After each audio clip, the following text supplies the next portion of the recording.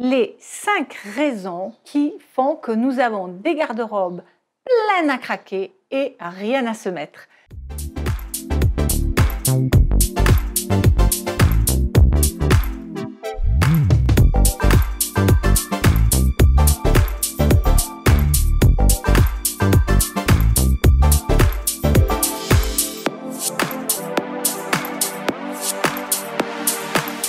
Bonjour, ici Mademoiselle M, révélatrice de votre meilleure image.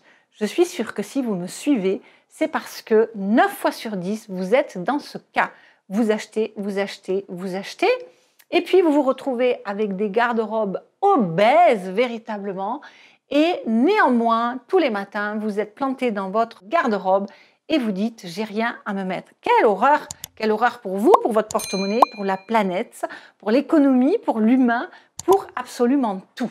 Donc, on est très souvent dans cette situation-là et avant que je vous donne des solutions, on va voir aussi pourquoi cela se produit. Parce que si vous continuez à faire les mêmes choses, c'est sûr que vous allez obtenir les mêmes résultats. La première raison, donc, c'est que au lieu d'acheter des pièces et des tenues dans la perspective de vous créer une garde-robe, eh bien, vous achetez simplement des pièces et des tenues. C'est-à-dire que vous faites du shopping, vous tombez en amour devant une jupe, un t-shirt, une paire de chaussures, une paire de lunettes, un sac à main ou que sais-je, ou même parce que vous suivez mes conseils et vous m'avez entendu dire qu'il faut s'acheter des tenues entières, oui, mais attention, ce n'est pas chaque fois une tenue entière qui est complètement décorrélée du reste de votre garde-robe.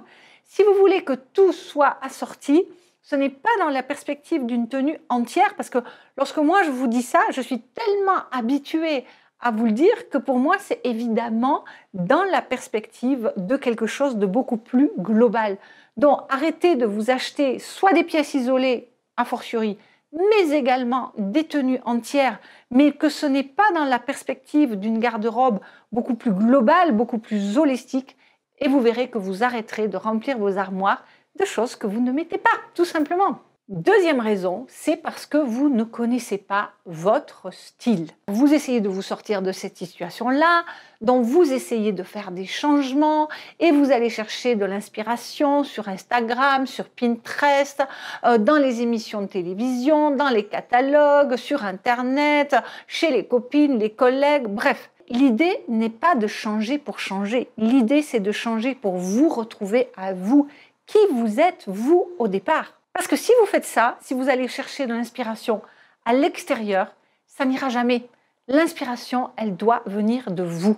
Et ne me dites pas, oui, mais de toute façon, je n'ai pas de style. C'est comme si vous me disiez, je n'existe pas. Vous avez forcément un style.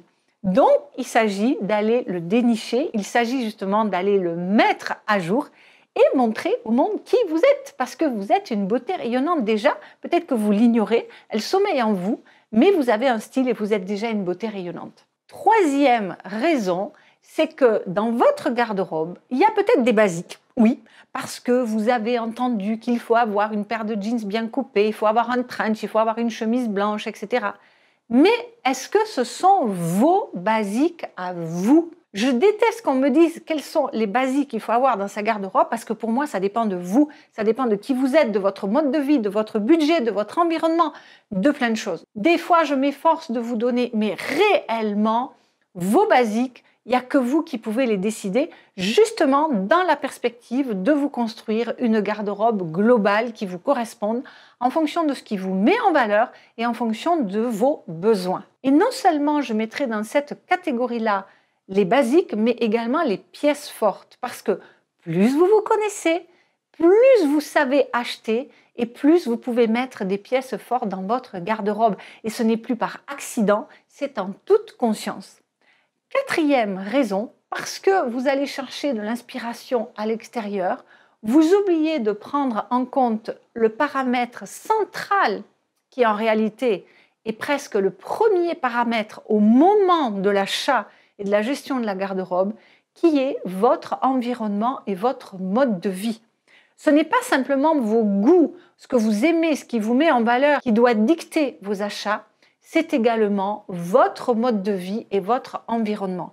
Et ça, si vous ne le faites pas, c'est comme ignorer votre style, c'est comme aller chercher l'inspiration à l'extérieur, c'est comme acheter des pièces ou des tenues isolées, eh bien, vous continuerez à remplir vos garde-robes de pièces que vous ne mettez pas. Et enfin, la dernière raison, c'est que vous ne connaissez pas vos couleurs. Et là, je parle des couleurs qui vous mettent en valeur. Et dans ces couleurs qui vous mettent en valeur, il y a plusieurs types de couleurs. Il va y avoir vos accents de couleurs, il va y avoir vos neutres, il va y avoir vos pastels. Il va y avoir des familles de couleurs qui non seulement vous mettent en valeur, mais également qui vont vous être indispensables pour justement gérer votre garde-robe et qui va faire qu'avec moins, vous allez faire plus. Vous serez dans ce less is more dont je vous parle si souvent. Par exemple, pour moi, puisque je suis devant ma garde-robe au moment où je vous fais cette vidéo, je suis flattée par des tons froids, lumineux et sombres. Qu'est-ce que vous allez trouver déjà, par exemple, comme ton neutre essentiellement dans ma garde-robe? Vous allez trouver du bleu marine, vous allez trouver du gris, pas de noir, où il y a des rares pièces, je crois qu'il y en a 2 ou 3. Et vous allez trouver également du blanc que je vais mettre dans les couleurs pastel parce que personnellement, je n'aime pas les couleurs pastel. Et vous voyez que quand on est flatté par ces couleurs et qu'on connaît sa palette, on n'est pas obligé, on est libre, on est encore plus libre. Et une quatrième couleur parmi les tons neutres que j'affectionne particulièrement, c'est le brun taupe qui va être mon brun à moi. Et dans les couleurs, dans mes accents de couleurs, j'adore le rose, j'adore le violet, j'adore le turquoise, j'adore le rouge, j'adore le vert émeraude. Depuis quelque temps, on va retrouver ces familles de couleurs-là. Quelles sont vos couleurs à vous? Est-ce que vous êtes capable de répondre de façon aussi rapide, précise, claire et nette? Quelles sont les couleurs qui vous mettent en valeur? Je crois que je vais vous offrir un petit bonus dans cette vidéo. C'est que la raison aussi pour laquelle vous remplissez vos garde-robes de choses que vous ne mettez pas, c'est que vous ne connaissez pas votre silhouette. Soit parce que vous n'êtes pas arrivé à vous définir dans ce qu'on vous propose, le X, le V, le H, le I, le O, etc. Moi, je ne travaille pas avec ces lettres-là, je travaille avec la méthode directionnelle et la méthode surtout première impression au niveau des silhouettes. Donc, soit vous n'êtes pas arrivé à vous définir, donc vous faites de l'à peu près, soit carrément vous vous trompez. C'est très étrange, mais par exemple, l'autre jour, je m'occupais d'une cliente qui véritablement a une silhouette courbe sans aucun doute et elle pensait qu'elle avait une silhouette droite. Donc en fait, elle s'habillait à l'encontre de ce qu'il fallait. Donc ça peut aussi expliquer que vous achetez des vêtements en pensant qu'ils vont vous aller et puis en fait, consciemment ou inconsciemment, quand vous les enfilez, vous vous rendez compte que vous n'êtes pas mise en valeur, mais vous n'avez pas identifié réellement pourquoi.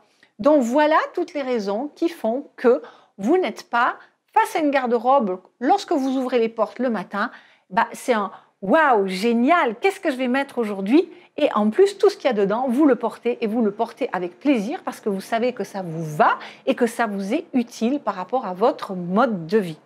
Voilà ce que j'avais envie de vous expliquer par rapport à ça. Donc, songez-y. Si vous êtes nouvelle sur cette chaîne et que vous avez justement envie de recevoir mes conseils en look, en confiance en soi, en gestion de garde-robe, en féminité, je vous invite donc à vous abonner en cliquant sur le bouton et ensuite sur la petite cloche. Et si vous avez envie d'aller plus loin, déjà, si c'est la première fois que vous regardez cette chaîne et que vous n'avez pas encore téléchargé mon cadeau de bienvenue, eh bien, je vous invite, pour vous mettre en route sur ce chemin de la confiance en soi, du rayonnement et d'avoir des garde-robes qui marchent, eh bien, les 5 vidéos phares autour des 26 fondamentaux de votre meilleure image vont vous y aider. Et pour aller plus loin, pour connaître justement votre style, vos couleurs, votre silhouette, comment gérer la garde-robe, mais pas que, le maquillage, la coiffure, la gestion de la garde-robe justement, mais aussi la confiance en soi et le savoir-être, eh bien, l'accompagnement première impression 100% pur soi vous attend à bras ouverts avec toute la fabuleuse communauté des beautés rayonnantes qui se sont mis sur ce chemin il y a déjà bien longtemps et qui vous attendent. Merci pour vos pouces en l'air si vous avez apprécié cette vidéo. J'ai hâte de lire vos commentaires. Il y a des erreurs peut-être que vous faites. Dites-moi, peut-être que vous êtes loin sur ce chemin et je vous en félicite. Je les lirai. Et merci pour vos partages, merci pour votre abonnement. C'est ce qui me permet de continuer à nourrir cette chaîne de conseils que je vous offre gracieusement. C'était Mademoiselle M, révélatrice de votre meilleure image. Bye bye!